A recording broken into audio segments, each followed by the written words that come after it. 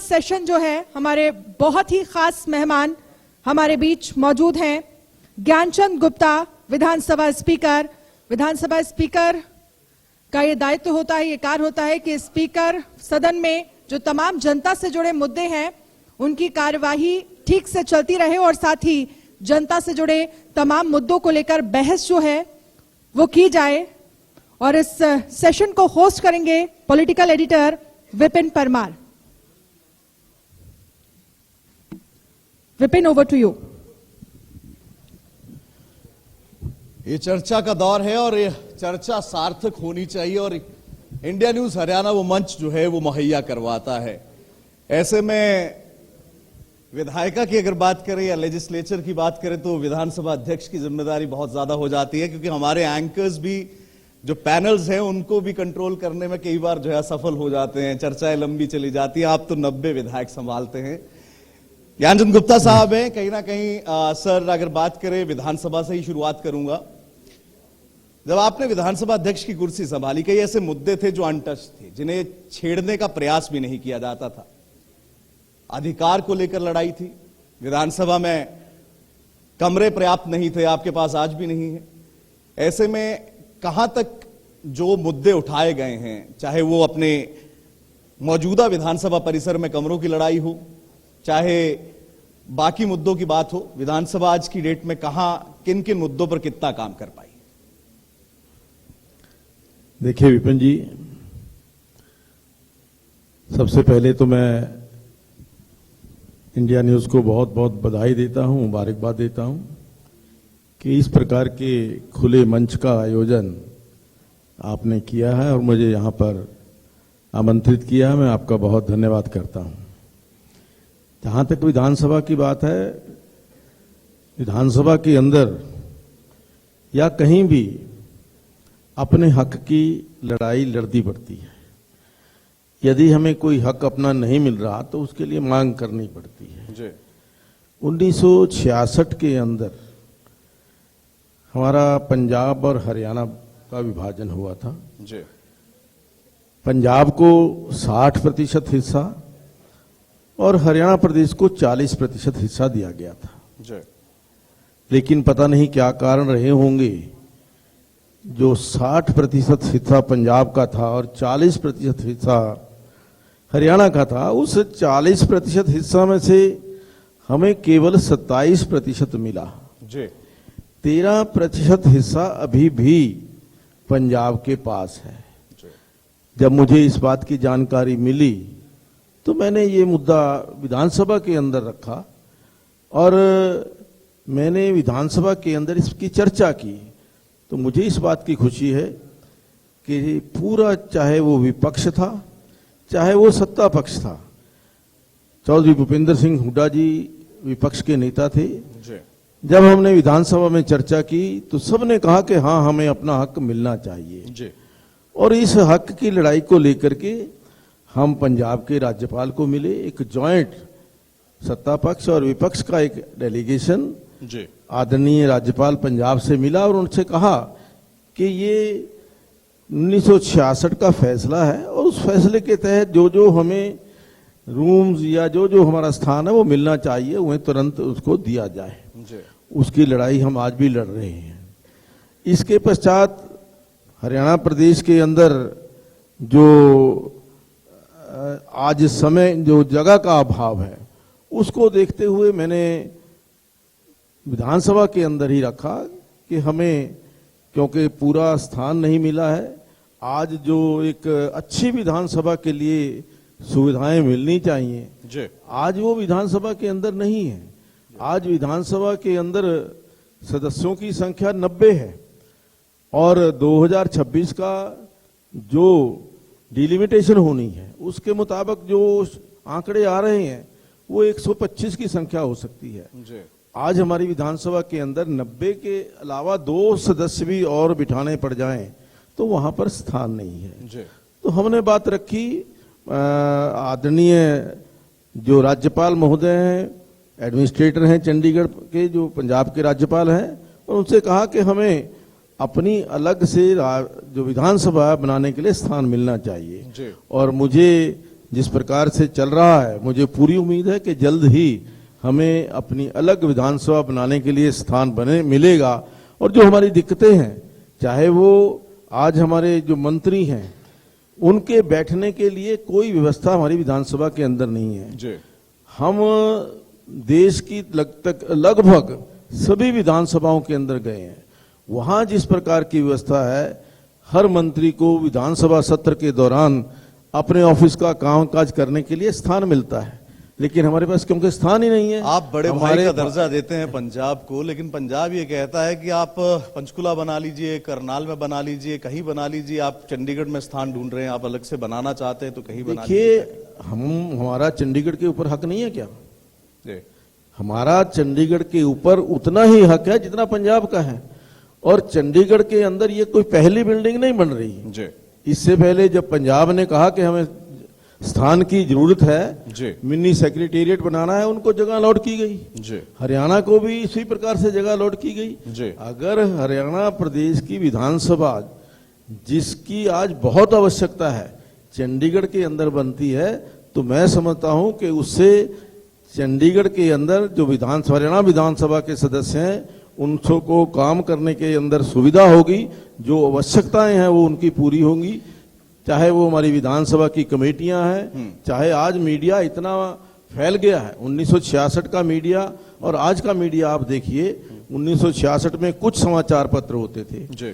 आज उसके पश्चात इलेक्ट्रॉनिक मीडिया आ गया, बहुत बड़ी संख्या के अंदर समाचार पत्र छपने लगे हैं। अब तो सोशल मीडिया भी आया, उसके लिए हमें स्थान चाहिए। तो हमें इसलिए अपनी लड़ाई के हमें चंडीगढ़ के अंदर ही विधानसभा का भवन बनना है और उसके लिए स्थान चाहिए। मैंने आदरणीय अमित शाह जी से भी मिलकर निवेदन किया है, आदरणीय राज्यपाल महोदय से भी निवेदन किया है, और मैं ये समझता हूं कि भाई साहब कुलदीप शर्मा जी बैठे हैं, इन्होंने भी इस बात की सपोर्ट की थी कि हाँ, चंडीगढ़ के अंदर ही हमें विधानसभा का जो भवन है वो बनाना चाहिए। लेकिन विपक्ष ये भी दावा करता है कि कहीं ना कहीं आप पंजाब को बैठे बिठाए एक मौका दे रहे हैं, क्योंकि पहले ही 60-40 का जो विभाजन था उसी को फॉलो नहीं किया गया। इतने कम कमरे आपके पास है और आप नई विधानसभा अगर बनाएंगे तो पुराना जो कब्जा है, पुरानी जो आपकी इमारत है, उसको आप खुद ब खुद सुपुर्द करने की तैयारी नहीं, कोई उनको सुपुर्द करने की तैयारी नहीं है। उसके ऊपर कोई हम अपना हक छोड़ने वाले नहीं है जी। उसके अंदर हमारी जो विधानसभा के बहुत सारी जो ऑफिसेज हैं वो काम करेंगे जी। और लेकिन जो नई विधानसभा है वो आज की आवश्यकताओं के अनुसार उस विधानसभा का निर्माण किया जाएगा, ताकि विधानसभा एक अच्छे गौरवमयी तरीके से कार्य कर सके। अगर बात करें न केवल विधानसभा के अंदर लेकिन बाहर भी, आपको तमाम रिप्रेजेंटेटिव्स जो हैं, जो विधायक हैं, उनके राइट्स को प्रोटेक्ट करना होता है। लेकिन एक समस्या जो है वो लगातार विधायकों के सामने आती रहती है, शिकायत आप तक भी पहुंचती है कि अधिकारी सुनते नहीं। क्या कुछ जो है अभी तक आपने भी पीछे एक्शन लिया था? लेकिन जी, मैं समझता हूं कि वो बात बहुत पुरानी हो गई है जी। आज मुझे कम से कम इस बात का संतोष है कि जब शुरू में मेरे पास ये शिकायतें आती थी जी। हमारे माननीय विधायक जब आकर के बोलते थे कि कोई भी अधिकारी है वो टेलीफोन नहीं उठाता, कोई हमारी जो समस्या का समाधान नहीं करता, तो मैंने उसका संज्ञान लिया और संज्ञान लेने के बाद आदरणीय मुख्यमंत्री जी से कहा कि हमारे चुने हुए प्रतिनिधियों का, जो 2-3 लाख लोगों का प्रतिनिधित्व करता है, उसका सम्मान यदि हमारे अधिकारी नहीं करेंगे तो प्रोटोकॉल के अनुसार हम उनके ऊपर एक्शन लेंगे। एक हाल ही के बजट सत्र से पहले का जो सत्र हुआ उसमें एक इंसिडेंट देखने को मिला कि जो आंकड़े दिए गए, जो उत्तर दिए गए मंत्रियों की ओर से, उसमें बहुत मिसमैच था। कहीं ना कहीं विपक्ष ने यह आरोप भी लगाया कि कहीं ना कहीं जो आंसर्स हैं उनमें टैली नहीं हो रहा है। तो ऐसे में जो गैप है, एक अधिकारियों की ओर से जो इन्फॉर्मेशन दी जा रही है, क्योंकि विधायक जब अपनी कॉन्स्टिट्यूएंसी का सवाल पूछता है तो उसका हक ये बनता है कि वो अपनी जनता के लिए जो है वो सही जवाब लेकर अपने क्षेत्र में जाए, अपने विधानसभा क्षेत्र में जाए। ऐसे में किस तरह से सुनिश्चित किया जा रहा है कि ये जो कम्युनिकेशन गैप है, ये जो गलत जानकारी दी जा रही है, उसको लेकर क्या कुछ कार्रवाई की गई? नहीं, देखिए, ये बात आपने सही कही है कि पिछले सत्र के अंदर कुछ इस प्रकार की आंकड़े आए थे, कुछ इस प्रकार के जानकारी, जो गलत जानकारी थी, उस सदन के पटल पर कुछ विभागों के द्वारा जी मंत्रियों को तो जो विभाग ने लिख करके दिया उन्होंने वो विधानसभा के अंदर पढ़ दिया जी। लेकिन वो जो जानकारी विभाग के अधिकारियों के द्वारा दी गई थी वो उसमें गलत पाई गई जी। और उसके ऊपर हमने कार्रवाई की। हमने मंत्रियों को कहा कि ऐसे अधिकारियों के खिलाफ जिन अधिकारियों ने आपको गलत आंकड़े दिए हैं उन अधिकारियों के खिलाफ कार्रवाई की जाए। और मुझे इस बात की प्रसन्नता है कि उसमें कम से कम 11 जो चाहे वो कर्मचारी थे चाहे अधिकारी थे उनके ऊपर एक्शन भी हुआ, कुछ लोग सस्पेंड हुए, कुछ चार्जशीट हुए। और आगे के लिए हमने ये कहा है कि विधानसभा के अंदर कोई भी व्यक्ति चाहे वो माननीय विधायक है चाहे वो अधिकारी है अगर गलत आंकड़े विधानसभा के अंदर प्रस्तुत करता है ये विधानसभा की अवमानना है, विधानसभा का कंटेम्प्ट है। तो हम उसके ऊपर संज्ञान लेंगे और मुझे पूरी आशा है कि आने वाले समय के अंदर इस प्रकार से ये जो आंकड़ों का आपने कहा वो दोहराया नहीं जाएगा। अगर बात करें विधानसभा के अंदर तल्खी को लेकर ओरिएंटेशन कार्यक्रम चलाए जाते हैं, नए विधायकों को ये सिखाया जाता है कि आपने आचरण किस तरह से करना है, लेकिन जब दृश्य सामने निकल कर आते हैं, जब सेशन होता है तब तमाम चीजें जो है वो पूरी उलट पुलट हो जाती है। इसी सेशन में जो बेहद ज्यादा तल्खी आपके साथ विधायक अभय चौटाला की भी देखने को मिली। क्या कहेंगे सर, जिस तरह का ये वाद विवाद रहता है, क्योंकि जब नियमावली समझाई जाती है, आचरण समझाया जाता है, तो ये तमाम चीजें जब धरातल पर उतरती है, जनता जब देखती है तो ये पूरी की पूरी जो है वहां से सफाचट हो जाती है, देखना दिखाई नहीं देता हुआ। नहीं, देखिए विपिन जी, बिल्कुल आपकी बात सही है कि प्रत्येक हमारा जो विधायक है हमारे लिए सम्मानित है जी, सम्माननीय है। चाहे वो एक बार का चुना हुआ विधायक है, चाहे वो 5 बार का चुना हुआ है, चाहे 7 बार का चुना जी। लेकिन अपेक्षा ये रहती है कि हर चुने हुए विधायक को जो सदन की गरिमा है, सदन का गौरव है, सदन का सम्मान है, उसको रखते हुए विधानसभा की कार्यवाही के अंदर चर्चा करनी चाहिए जी। लेकिन कई बार कुछ विधायक जो अपने आप को शायद कंट्रोल नहीं कर पाते या उनका स्वभाव ऐसा है, इस प्रकार का आचरण करते हैं। लेकिन जो हमारी विधायिका की जो कानून की जो पुस्तिका है, जो हमारे नियम कानून है, उनके अंदर ऐसे विधायकों के लिए जो भी हम उनके प्रति जो कार्रवाई कर सकते हैं उसके अंदर हम करने का प्रयास करते हैं। लेकिन मकसद पीछे यही रहता है कि किसी को हम सजा देना नहीं चाहते, किसी को हम प्रताड़ित करना नहीं चाहते, लेकिन ये रहता है कि सदन की कार्रवाई अच्छे ढंग से चले।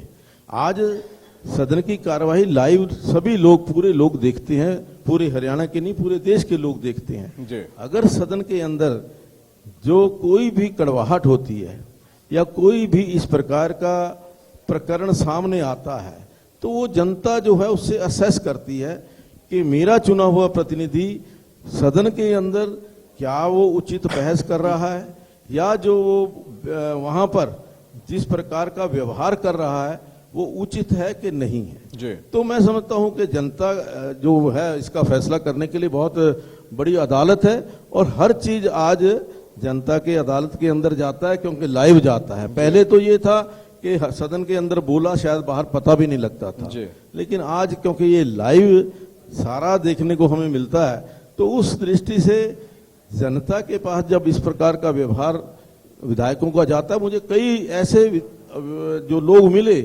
जो बिल्कुल कोई किसी पार्टी से संबंधित नहीं, लेकिन उन्होंने भी उस व्यवहार को ठीक नहीं समझा।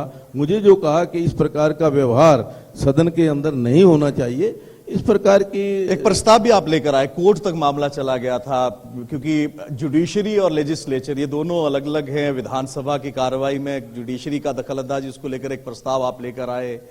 किस तरह से समझते हैं ये तमाम चीजें जब नेक्स्ट लेवल चली जाती हैं, कोर्ट्स तक चली जाती हैं? देखिए, लोकतंत्र में लोकतंत्र के 3 पिलर हैं जी, 3 स्तंभ हैं जी।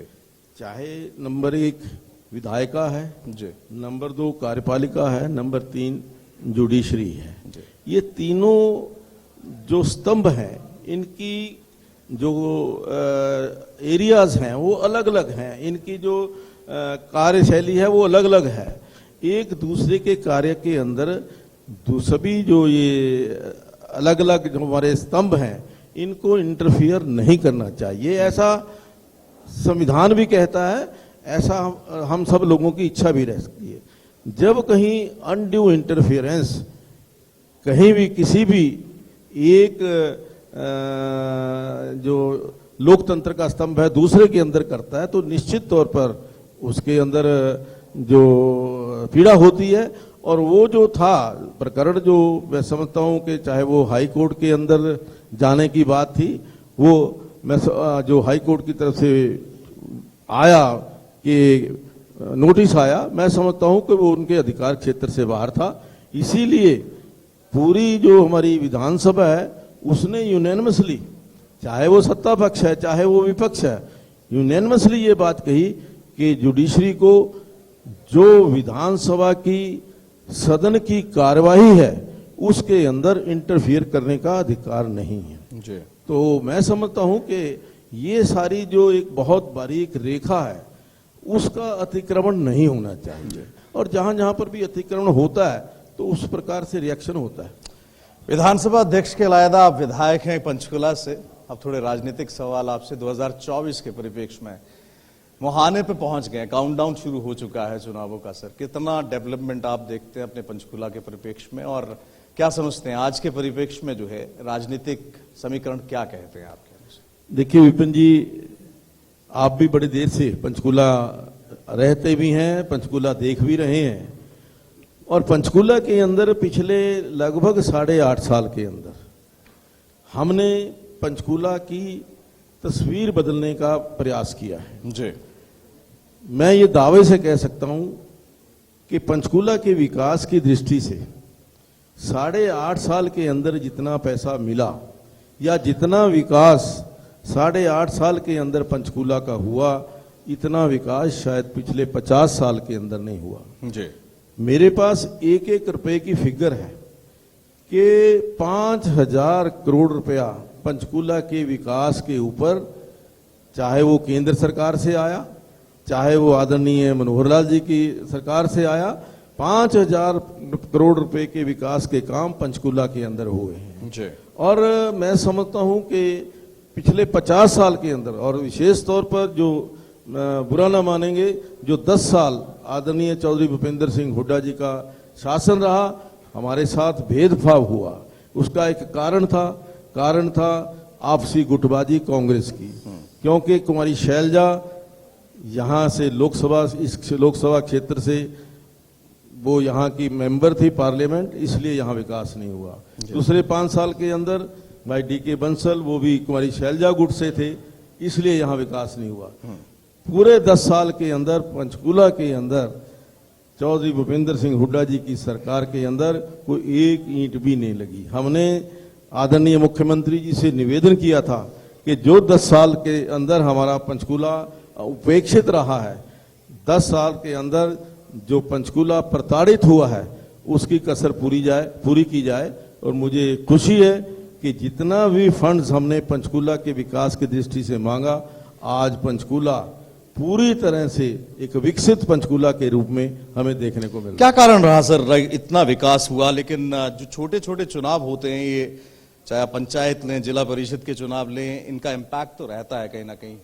जिला परिषद चुनावों में भाजपा जो है वो इस रीजन से जो है उतना अच्छा नहीं कर पाई, क्या कारण क्या रहे? नहीं, देखिए, जिला परिषद, पंचायत या ब्लॉक समिति, अलग अलग तरह की इक्वेशंस होती हैं।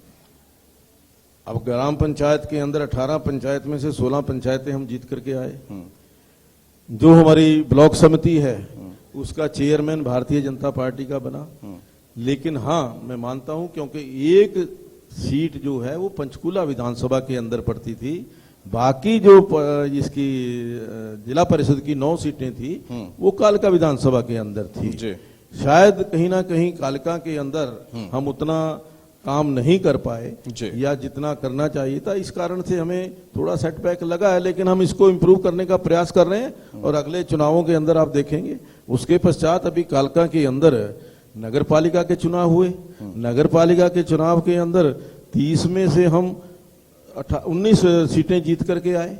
आज कालका के अंदर भी मैं समझता हूं कि आज पूरे प्रदेश के अंदर भारतीय जनता पार्टी जिस प्रकार से पिछले 8.5 साल के अंदर, चाहे वो नरेंद्र मोदी जी का आशीर्वाद रहा हो पंचकूला के ऊपर, जिसमें 500 करोड़ रुपए का हमारा आयुष का एम्स, 150 करोड़ रुपए की हमारी national institute of fashion technology, 800-850 crore रुपए की पंचकूला से लेकर यमुनानगर की 4 लेनिंग, इस प्रकार के जो बड़े बड़े प्रोजेक्ट आए हैं, उससे पंचकूला के लोगों के अंदर एक विश्वास पैदा हुआ है कि भारतीय जनता पार्टी, केवल भारतीय जनता पार्टी पंचकूला का विकास कर सकती है। कांग्रेस को कहां देखते हैं सर? भारत जोड़ो यात्रा पंचकूला से ये तमाम रूट्स होते हुए निकली है। कांग्रेस का ये मानना है कि बड़ा इम्पैक्ट छोड़ा है राहुल गांधी की इस यात्रा ने। क्या समझते हैं, कोई इम्पैक्ट हरियाणा की सियासत पर 2024 के विधानसभा, आगामी लोकसभा चुनावों पर पड़ता दिखाई देगा इसका? देखिए विपिन जी, वैसे तो मेरा ये विषय नहीं है जी, पर लेकिन मैं समझता हूं कि श्री राहुल गांधी जी की जो यात्रा है उसका इम्पैक्ट तो इन चुनावों के अंदर आपने देखा और आगे भी 2024 के अंदर आपको देखने को मिलेगा। आज मैं समझता हूं कि जिस प्रकार से जो गुटबाजी, हाथ जोड़, सिर्फ हाथ तो जुड़ गए होंगे, हाथ से हाथ जुड़ गए होंगे, लेकिन दिल से दिल नहीं जुड़ा। अभी भी दिल से आज जो बैठकें होती हैं, आप देखते हैं रिपोर्ट्स आती हैं कि फला नेता आज इस बैठक के अंदर नहीं आए, फला नेता इस बैठक, तो उस दृष्टि से आज हाथ जोड़ने की बात कर रहे हैं, लेकिन जब तक दिल नहीं जुड़ेंगे तो उसका कोई फायदा नहीं होगा। आखिरी सवाल आपसे, आपने टेक्नो सेवी बना दिया पूरी विधानसभा को। दादा गौतम भी आजकल विधानसभा में होते हैं तो टैब चलाते नजर आते हैं सर, क्या कहेंगे ई विधानसभा को लेकर? देखिए ये मेरा सौभाग्य है कि एक संकल्प जो हमने इस कोविड के अंदर किया था कि हम अपनी विधानसभा को ई विधानसभा बनाएंगे, वो संकल्प हमारा पूरा हुआ है। आज मुझे इस बात की संतुष्टि है कि आज हमारे सभी जो सम्मानीय विधायक हैं, आज वो जो ई विधानसभा, जो इसका प्रतिफल आज देख रहे हैं कि 98% तक पेपर सेविंग एक विधानसभा सत्र के अंदर हो, 100.79 जो उसकी प्रोडक्टिविटी हो विधानसभा की, और जिस तरीके से आज चाहे वो सरकारी कर्मचारी हैं, अधिकारी हैं, या हमारे माननीय विधायक हैं जी, जो टेक्नोलॉजी से, ई टेक्नोलॉजी से प्रश्न भेजते हैं, अपने प्रस्ताव भेजते हैं, तो आज निश्चित तौर पर नरेंद्र मोदी जी का जो वो सपना है कि हमारा देश टेक्नोलॉजी में सबसे आगे आए, उसमें हम भी प्रयास कर रहे हैं और आगे भी मुझे लगता है कि जो विधानसभा के अंदर हमने शुरू किया है इसको और आगे बढ़ाएंगे। बहुत बहुत शुक्रिया आपका समय के लिए सर। तो सौहार्दपूर्ण तमाम मुद्दों पर जो है बात की गई है और तमाम जो प्रश्न थे उनका जवाब विधानसभा अध्यक्ष की ओर से दिया गया है। कहीं ना कहीं टेक्नो सेवी पूरी ई विधानसभा जिस तरह से बनाई गई है और विधानसभा के नए परिसर को लेकर भी स्पष्ट तौर पर स्टैंड क्लियर किया गया है कि जो मौजूदा विधानसभा है उस पर अपना हक हरियाणा नहीं छोड़ेगा। Over to you. बहुत बहुत शुक्रिया।